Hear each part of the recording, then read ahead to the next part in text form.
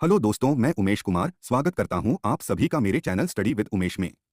दोस्तों, अगर आप भी करना चाहते हैं बेहतर ढंग से बोर्ड परीक्षाओं या अन्य प्रतियोगी परीक्षाओं की तैयारी, तो अंत तक बने रहिए इस वीडियो में।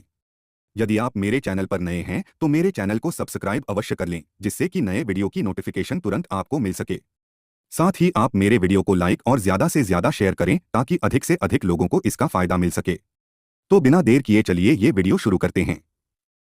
दोस्तों, हम अपने आसपास जितनी भी वस्तुएं देखते हैं या महसूस करते हैं वे सभी भौतिक वस्तुएं कहलाती हैं। ये नदियां, पहाड़, मिट्टी, पत्थर मतलब जितनी भी वस्तुएं जिनके होने का ज्ञान हमें अपने संवेदी अंगों से प्राप्त होता है वे भौतिक वस्तुएं कहलाती हैं। अब जितनी भी वस्तुएं हैं उनमें कुछ न कुछ विशेष लक्षण या गुण जरूर होते हैं जिससे हमें उनके होने का एहसास होता है।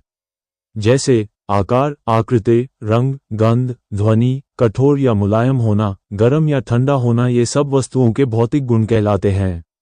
और यहीं से शुरुआत होती है भौतिकी की। विज्ञान की जिस शाखा के अंतर्गत वस्तुओं के भौतिक गुणों और उनके बीच संबंधों का अध्ययन किया जाता है उसे भौतिकी कहते हैं।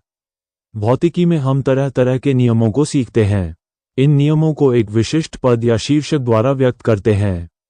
तो भौतिकी के नियमों को जिन पदों में व्यक्त किया जाता है उन्हें भौतिक राशियां कहते हैं। जैसे चाल, द्रव्यमान, ऊर्जा, शक्ति, तापमान, ये सब अलग अलग भौतिक राशियां ही तो हैं।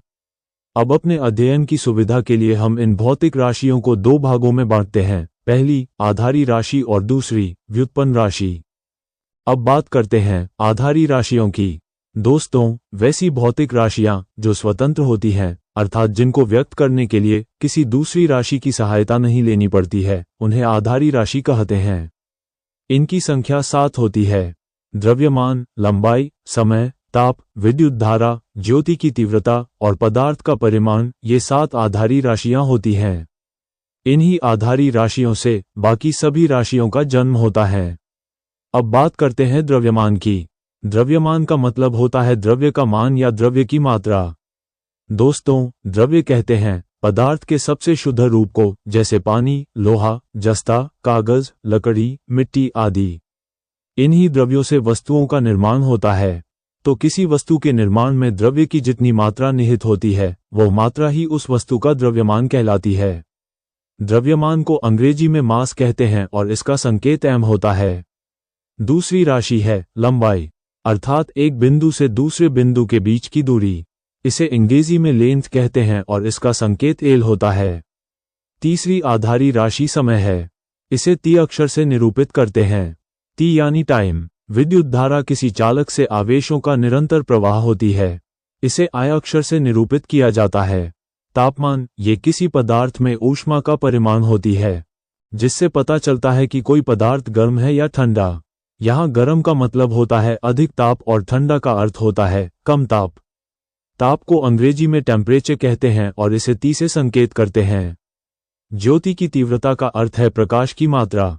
जैसे दिया में प्रकाश की मात्रा, मोमबत्ती में प्रकाश की मात्रा और बल्ब में प्रकाश की मात्रा भिन्न भिन्न होती है। अंत में है पदार्थ का परिमाण। दोस्तों, हम जानते हैं कि सभी पदार्थ सूक्ष्म कणों के बने होते हैं। ये कण अणु अथवा परमाणु हो सकते हैं। तो इन कणों के स्तर पर जब पदार्थ की माप करते हैं तो इसे पदार्थ का परिमाण कहते हैं। ये तो थी 7 आधारी राशियां। बात करते हैं व्युत्पन्न राशियों की। व्युत्पन्न अर्थात विशेष रूप से उत्पन्न। तो दो या दो से अधिक भौतिक राशियों के बीच आपसी संबंध से जिन राशियों की उत्पत्ति होती है उन्हें व्युत्पन्न राशियां कहते हैं।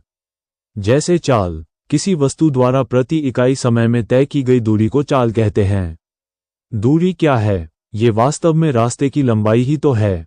तो यहाँ दूरी और समय के अनुपात से चाल की उत्पत्ति होती है, इसलिए चाल एक व्युत्पन्न भौतिक राशि है। आगे हम कई अन्य व्युत्पन्न भौतिक राशियों को भी जानेंगे। दोस्तों, गणित की 2 राशियों समतल कोण और घन कोण को भी भौतिक राशियों में जोड़ा जाता है और इन्हें पूरक राशि कहा जाता है। साथियों, अब हम बात करेंगे कि विज्ञान की कार्य पद्धति के बारे में। विज्ञान कैसे कार्य करता है? तो इसके लिए हमें विज्ञान की परिभाषा को जानना होगा। विज्ञान क्या है? तो हम कहते हैं कि सावधानीपूर्वक तथा क्रमबद्ध तरीके से किए गए निरीक्षणों से प्राप्त ज्ञान को विज्ञान कहते हैं। अर्थात एक वैज्ञानिक जब किसी विषय पर कार्य करता है तो वह सबसे पहले घटनाओं का सावधानी से अवलोकन करता है, फिर वो उन घटनाओं के संबंध में अनुमान लगाता है, फिर अपने प्रयोगों द्वारा अपने अनुमान की पुष्टि करता है, और अंत में जो निष्कर्ष मिलता है उसे वह नियम या सिद्धांत के रूप में स्थापित करता है। इसे वैज्ञानिक कार्य पद्धति कहते हैं। दोस्तों, विज्ञान मापन पर आधारित होता है। यह अपने अनुमान की पुष्टि के लिए सटीक मापन का प्रयोग करता है। अब प्रश्न है कि मापन क्या है? तो दोस्तों, मापन तुलना करने की एक प्रक्रिया है। हर भौतिक राशि के मापन के लिए एक निश्चित मापन इकाई का प्रयोग किया जाता है, जिसे मात्रक कहते हैं। जैसे आपको आपका द्रव्यमान बताना हो तो आप क्या कहेंगे? आप कहेंगे 40 किलोग्राम। 40 किलोग्राम का अर्थ है कि 1 किलोग्राम के बाट की तुलना में आपका भार 40 गुना है। यहाँ द्रव्यमान के मात्रक किलोग्राम से आपके द्रव्यमान की तुलना की गई तो आपके द्रव्यमान की माप हुई। तो मापन क्या है? तुलना करने की प्रक्रिया है। द्रव्यमान की ही तरह बाकी सभी राशियों के भी अपने अपने मात्रक होते हैं, जैसे लंबाई का मात्रक मीटर, समय का मात्रक सेकेंड, तापमान का मात्रक केल्विन, विद्युत धारा का मात्रक एम्पियर, ज्योति की तीव्रता का मात्रक कैंडेला और पदार्थ के परिमाण का मात्रक मोल होता है। आधारी राशियों के मात्रक को आधारी मात्रक कहते हैं, जबकि व्युत्पन्न राशियों के मात्रक को व्युत्पन्न मात्रक कहते हैं। दोस्तों, दो पूरक राशियां भी हैं। इनमें समतल कोण का मात्रक रेडियन तथा घनकोण का मात्रक स्टेरेडियन होता है। बाकी व्युत्पन्न राशियों के मात्रक को आगे हम जानेंगे। विश्व के अलग अलग हिस्सों में मापन की अलग अलग प्रणालियों का प्रयोग होता रहा है। मात्रकों के ऐसे समूह को मात्रकों की पद्धति कहा जाता है। मात्रकों की 3 पद्धतियों का प्रचलन अधिक रहा है। इनमें पहली है CGS पद्धति। इस पद्धति में लंबाई को सेंटीमीटर, द्रव्यमान को ग्राम और समय को सेकंड में मापा जाता है। इसका प्रचलन अमेरिकी देशों में है। दूसरी पद्धति है ब्रिटिश पद्धति। इस पद्धति में लंबाई को फुट में, द्रव्यमान को पाउंड में और समय को सेकंड में मापा जाता है। इसका प्रचलन ब्रिटिश देशों में पाया जाता है। तीसरी सबसे महत्वपूर्ण है SI पद्धति। यह अंतर्राष्ट्रीय समझौते को आधार पर स्वीकार की गई मात्रकों की पद्धति है। यहाँ SI का अर्थ है सिस्टम इंटरनेशनल डी यूनिट्स। इसमें लंबाई को मीटर में, द्रव्यमान को किलोग्राम में तथा समय को सेकंड में मापा जाता है। इसे मीट्रिक प्रणाली भी कहते हैं। दोस्तों, कभी कभी हमें राशियों के बहुत बड़े बड़े अथवा बहुत छोटे छोटे परिमाण मापने पड़ते हैं। ऐसी स्थिति के लिए राशियों के कुछ मानक उपसर्ग विकसित किए गए हैं।